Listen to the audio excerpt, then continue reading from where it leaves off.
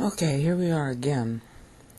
I'm going to do a little bit of review because my topic in this video is going to be this 14, but in order to explain it, I have to go back because there's so much ground that Paul is covering here. So let's go back to the 94. As you probably remember by now, Paul ends the verse with the 94 syllable to deliberately say, hi, we're going to be in trouble, and this temple building at 21 is going to miss the originally scheduled deadline of the 91. And there's more to the 91 too that I have to explain. So he ends it here at 94. Now, as you've probably gotten the impression by now, and hopefully you've looked at some of the documents to realize what Paul's doing, these words here have a lot more behind them than what they appear to be on the surface. There's a context beneath this. And of course, obviously, we expect the context to be what went before. This whole thing is the context to get to here. And it is a legal paragraph about our assets in Christ. It is a legal paragraph about how church was elected. And it is explaining why church exists. But he's putting it in the context of what the prior covenant was by benchmarking 77, 84, 73 in Daniel 9, because he's playing off Daniel, in Isaiah 53, especially here, and in Psalm 90, especially here. Okay? So when he says these things, he's basically cluing in the reader, and all the readers of what he wrote at the time did things by syllable counts, so they knew where to look. Okay, that's why he's doing the tagging. So he's saying by means of love he had foreordained us. When he gets to 94, they're like, well, wait a minute, this is off. 91 they could trace to, and 91 had historical significance in their eschatology. But then he goes to 94 and there's nothing. Okay, so he's now saying, hi, this is church all by herself. He's also saying church is going to become apostate at this time. John writes what Revelation keyed into this verse right here, because he's writing at the time that the tribulation should have happened and didn't. And he's writing to explain why it didn't. Okay?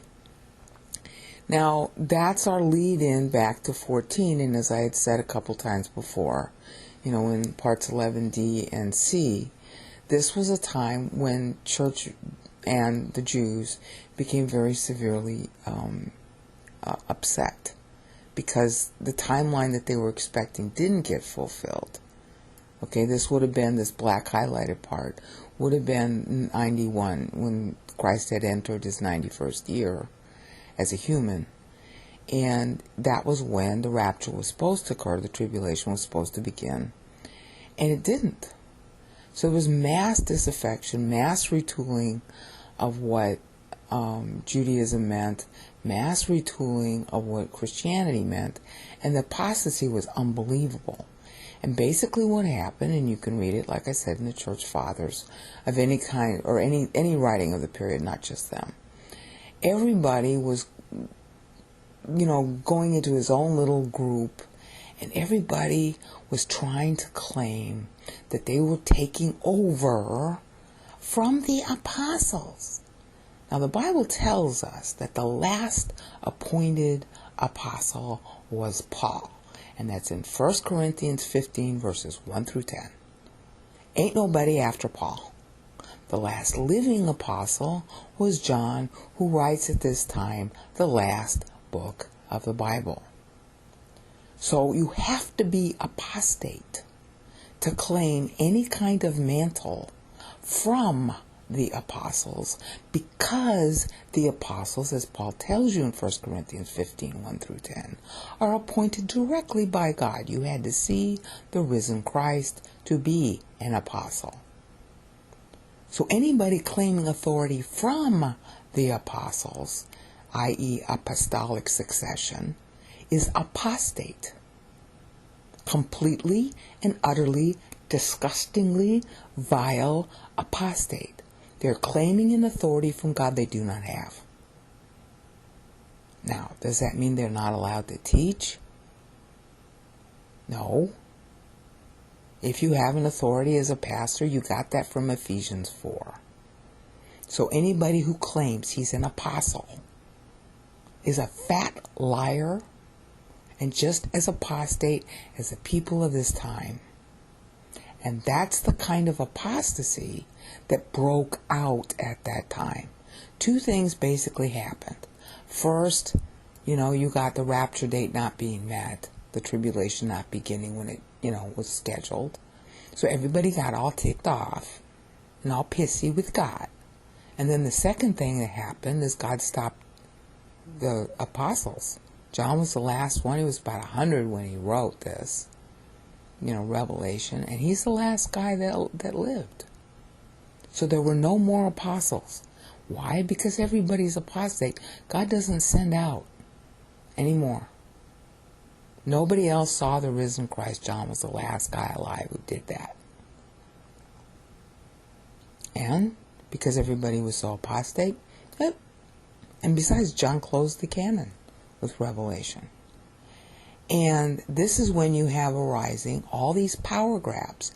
You got Clement, whoever Clement really was, writing the Corinthians, and the Corinthians knew there was no such thing as apostolic succession, because Paul had written them 1 Corinthians 15 verses 1 through 10, and they weren't having any of it. They weren't listening to whoever this jackass Clement was, with his verbal diarrhea, the most sickening letter I've ever read in my life. He just goes on and on and on and on with his scriptural diarrhea. He's thinking that he's holy for quoting so many verses. He's really gross. If I ever meet that guy in heaven, I'm going to punch him in the nose. All right? That was just typical of the period, though. It wasn't just him. They all are like that. Just read any writing of that period. Everybody's trying to insert himself between God and you as the authority over what the Bible, how the Bible ought to be interpreted. Only God is the authority. Only the Holy Spirit is the teacher. And yes, he deploys pastor teachers. That's what Ephesians 4 is going to say. Paul's leading up to that here. But they're pastors and teachers. They are not ecclesiastical authorities. Now, if some group of pastors want to have somebody over them as their superior, well, that's up to them to decide. Ephesians 4 doesn't prohibit it. But there is no such thing as a pope. There is no such thing as apostolic succession, period, over and out. Bible's very clear about that. But everybody and his brother was trying to claim they were the successors to the apostles. So they threw out the rapture doctrine, and they threw out what God had written in 1 Corinthians 15 verses 1 through 10. Hi, the last apostle was Paul, and there ain't none after him. That's how apostate it was.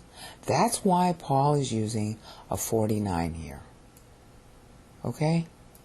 Just as bad as Israel was that warranted her temple going down. Church should have gone down. That's what you're being told here. Okay?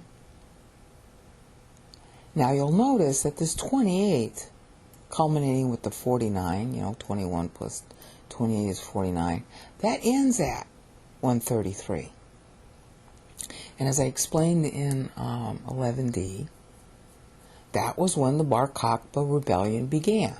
The Bar Kochba rebellion ends about 135, really, but I can't say it right. Aelia Capitolina was built about 140 AD. Okay? And that was done under Hadrian, I think. This is the period of the Antonine Caesars that began here. This was when Nerva came to power 96, just after Domitian died, just after John wrote Revelation. And this is the period of the Antonine Caesars. And so you have Trajan after him, and then Hadrian. And in 117, this is in this period here. In 117, the Jews wanted Hadrian to, I think it was 117, the Jews wanted Hadrian to allow them to rebuild the temple. He refused. That fostered the Bar Kochba rebellion. Took a while for them to get all ticked off about it. And that ends the 28. So Judaism and Christianity are at their lowest ebb because they're fighting with each other, and everybody's trying to claim he's got the apostolic mantle. Total apostasy on every side. And you can read the sad story in Revelation 1 through 3. Okay? And at the same time, the Jews themselves decided they were going to have a false Messiah. So that brings us now to 14. This is the backdrop to the 14, what I've just said.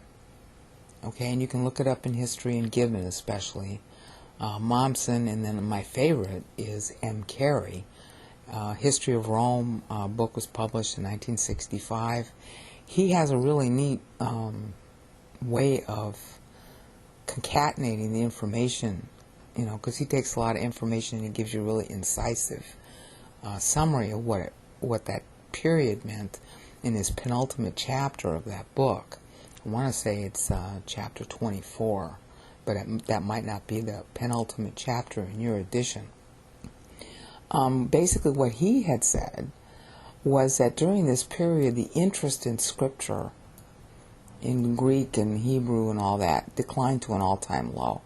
And the only place where it was preserved, the only place where anybody was still bothering to study it, was in the ecclesiastical circles.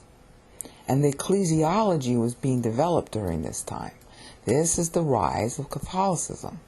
So on the one hand, it's total apostasy, and on the other hand, if it weren't for the Catholics, we'd not have a Bible. So you have to understand that these two things are going on. So now look at how the text relates to that time. Again, I'm still trying to lead into 14, because there's a lot I got to cover on this. Okay? The backdrop that Paul is talking about, the future historical backdrop, is apostasy. So look how meaningful this text is. No matter how apostate we are, by means of love, he foreordained us. In other words, we're faithless, he's faithful. He's going to keep on being faithful. We're going into the tank, but he's still there. We are still in his airship, but of course we're bad sons at this time. We're twisting scripture into political games. Okay? But you know what? This is still true. And so the few who are faithful and really just learning the word and not playing all those games with the ecclesiasts, okay, the growing ecclesiasts that were coming about, they were just learning his word, and they could comfort themselves with these verses. Okay, this is still true. There's all this junk going on. Okay, but this is still true. This is still true.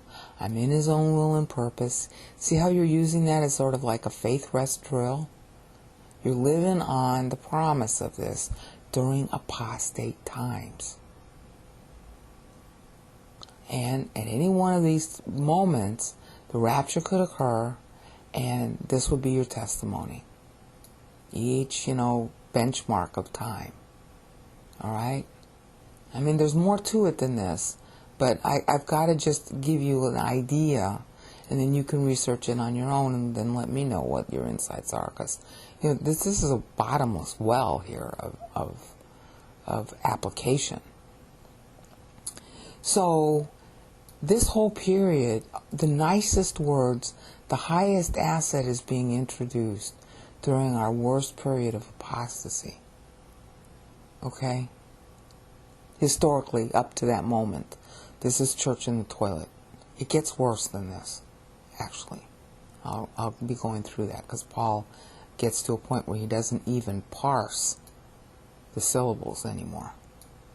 Okay? So now we're at 14. I'm sorry it took me so long to get here. And in order to explain that, I'm going to have to take you to what Paul's referring to here. Bear in mind that historically he's talking about the Bar Kochba period to the rebuilding with the pig temple on top. And this is the nadir of both Jewish and Christianity in terms of their relationship to Rome.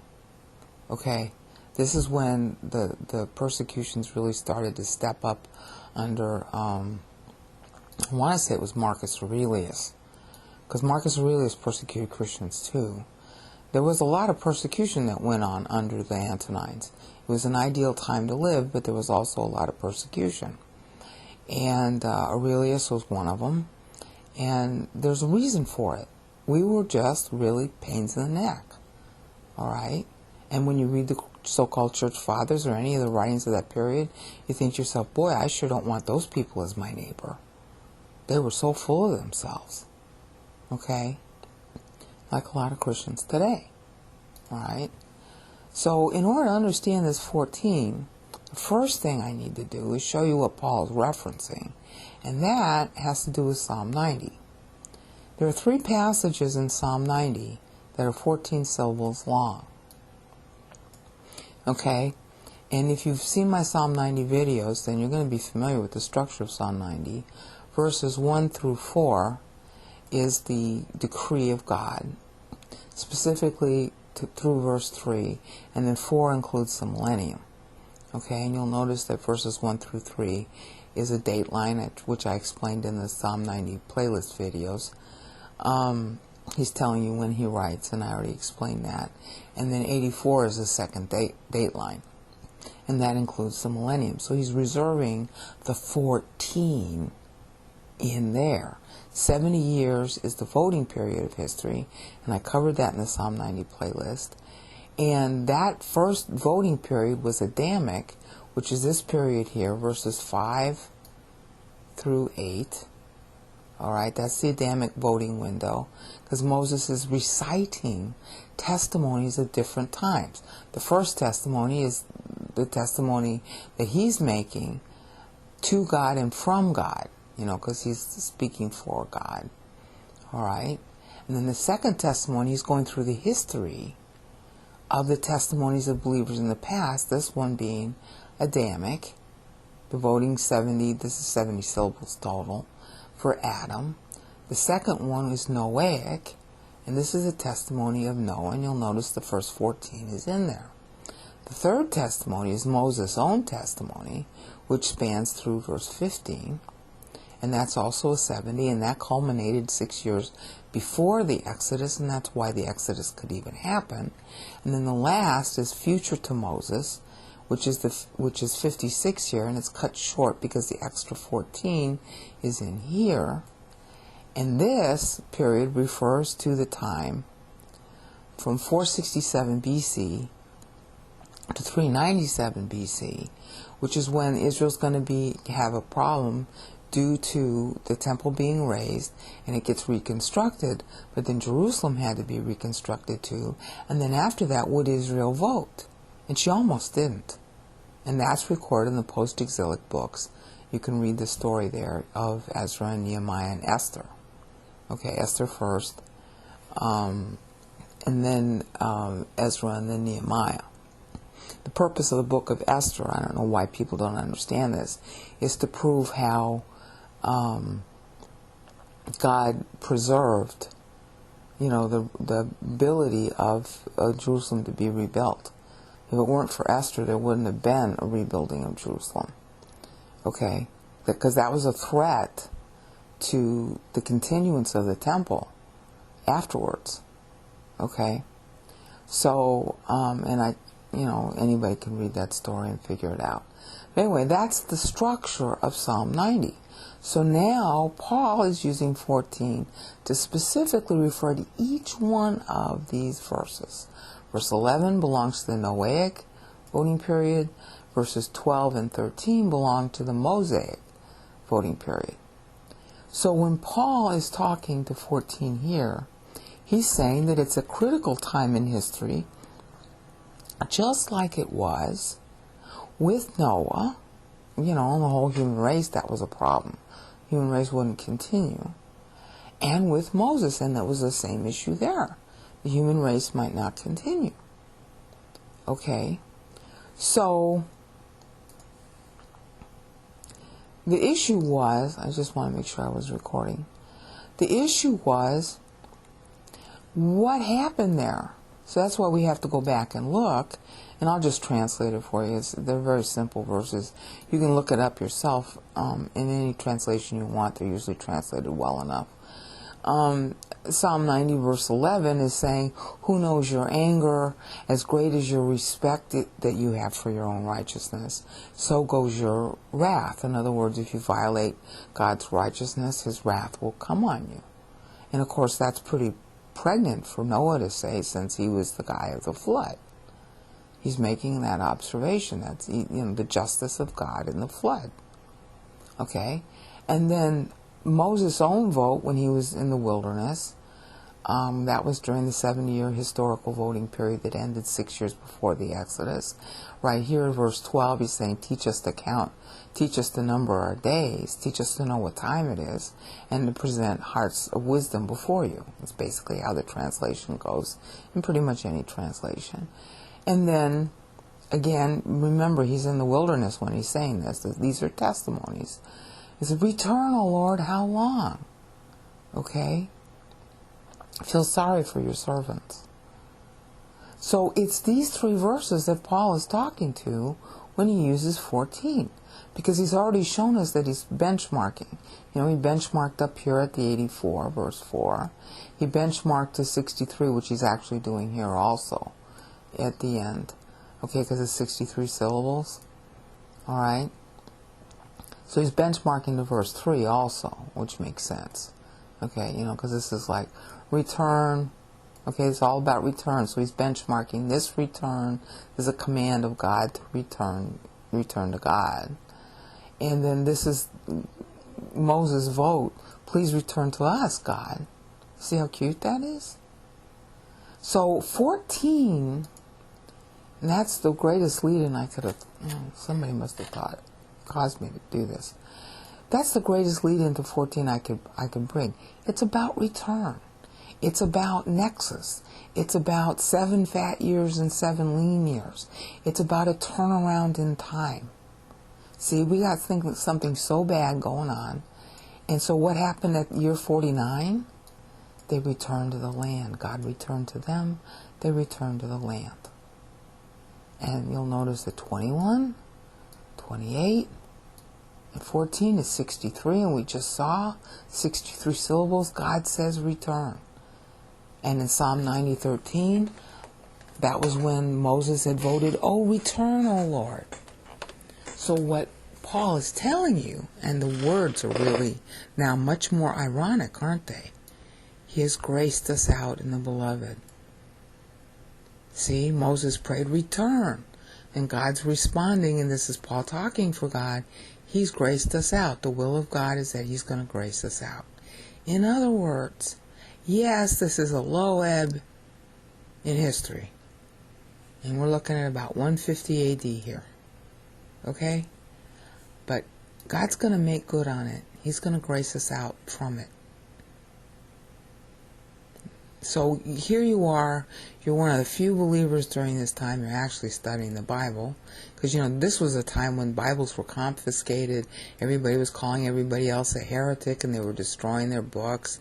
And any books that they didn't consider part of the Bible, which in many cases was like Revelation, they'd tear it up. They'd burn it up. Everybody was arguing with everybody else.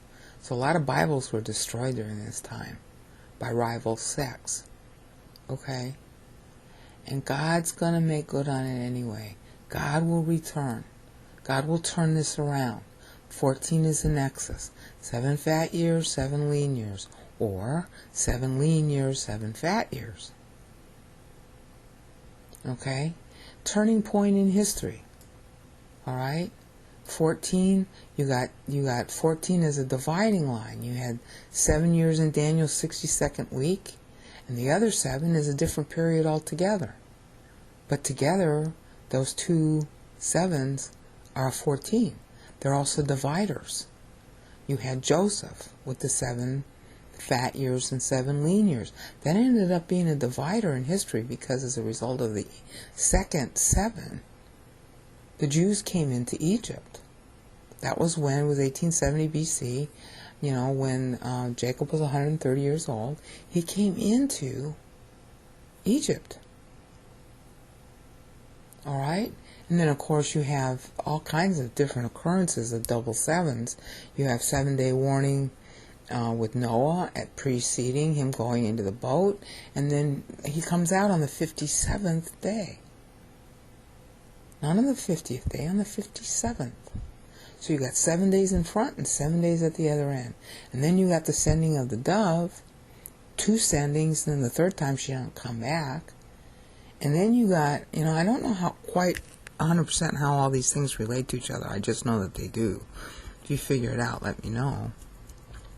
But then you've got that also, that issue with Jacob, how he has to work 14 more years than planned for, Laban.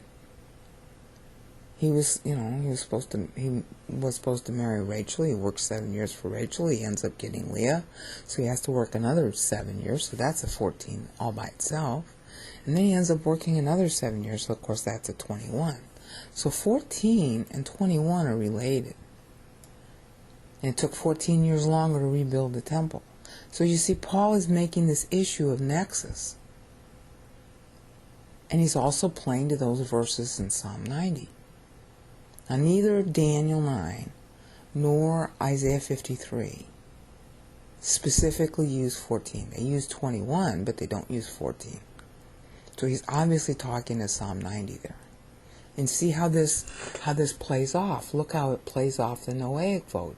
Noah was saying, everybody, as great as your wrath, so is your respect for your righteousness. And vice versa. Of course, he's talking about the flood. Okay, well, now we're getting flooded with grace. See how it's antiphonal? All right, and then the other 2 verses teach us to count our days. Well, what is Paul doing here? Counting the days. He's telling us the future of church at a bleak time. And then Psalm 90:13 was, Shuvu Yahuwah ad matai. Return to us, O God. How long? Yeah? Well, it's going to be a turning point. And that's what he's saying here. Now, a turning point can be a turning point for bad and for good. And it turns out, pun intended, that that's what happens here. Because it's at this point the church begins to get religified. And Bibles are confiscated, and people stop being interested in actually learning the Bible for itself, and they go in for this business about elites versus laymen. And that's where the religiosity gets in. But I hope that you see now that there's a lot of pregnancy inside this meaning when it's talking about this on the surface, in light of history, and in light of what Psalm 90 had to say, and in light of the meaning of 14 in the Bible. And that's where we're going to pick up, because I got more to say on it and the connection with 91 in the next episode.